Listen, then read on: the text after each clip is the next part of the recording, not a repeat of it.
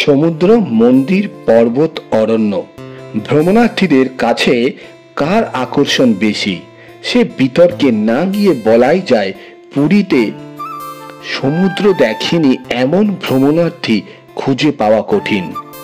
উড়িষ্যার পূর্ব উপকূলে আছড়ে পড়ছে বঙ্গোপসাগর। শহরের ব্যস্ত কোলাহল ও অফিসের কাজের কয়েকদিন বিরতি দিয়ে আমি ও আমার ফ্যামিলি, সাথে উত্তমদার ফ্যামিলি নিয়ে বেরিয়ে পড়লাম পুরীর উদ্দেশ্যে। কর্মসূত্রে আমরা দুজনেই একই অফিসে কর্মরত। যাবার বেশ কয়েকদিন আগে থেকেই ভাবছিলাম কোথায় থাকবো, কিভাবে যাব, এত কিছু অল্প সময়ের মধ্যে ব্যবস্থাই বা করবো কি করে। কথায় বলে না, জয় জগন্নাথ। যদি যাবার ইচ্ছে হয় তাহলে একটু চেষ্টা করলেই সব হয়ে যায়। আর ঠিক তাই হলো।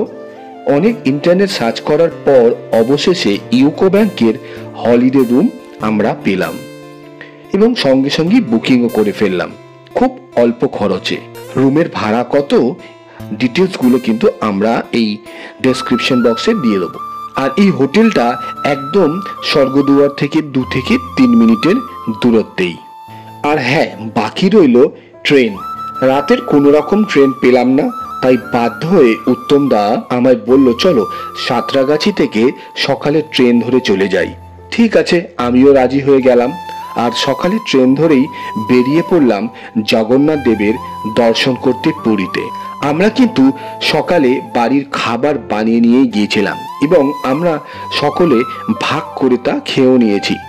তবে ট্রেনে কিন্তু আইআরসিটিসির খাবারেরও ব্যবস্থা আছে, আপনারা চাইলে সেখান থেকেও খাবার কিনতে পারেন। ট্রেনে গল্প করতে করতে কখন যে আমরা পৌঁছে গেলাম বুঝতেই পারলাম না, সময়টা খুব তাড়াতাড়ি যেন কেটে গেল।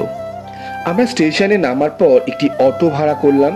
ভাড়া নিল 300 টাকা, একদম হোটেল অবধি আমাদের পৌঁছে দিয়ে আসলো। সকলে একটু রেস্ট নিয়ে, অর্থাৎ একটু ফ্রেশ হয়ে বেরিয়ে পড়লাম বিচের উদ্দেশ্যে। সন্ধেবেলায় কি অসাধারণ লাগছে দেখতে, না অসাধারণ বলাই বাহুল্য। রং বেরঙের আলোর ছটা যেন ছড়িয়ে পড়েছে চারিদিকে, আর তার সাথে রকমারি দোকানের সম্ভার। কিছুটা ঘোরাঘুরি করার পর পাশের একটি হোটেল থেকে আমরা ভাত খেয়ে রাতে রুমে ঢুকলাম। আজকের পুরীর প্রথম এপিসোডটি আমরা এখানেই শেষ করলাম এবং পরের ভিডিওতে থাকছে জগন্নাথ দেবের দর্শন।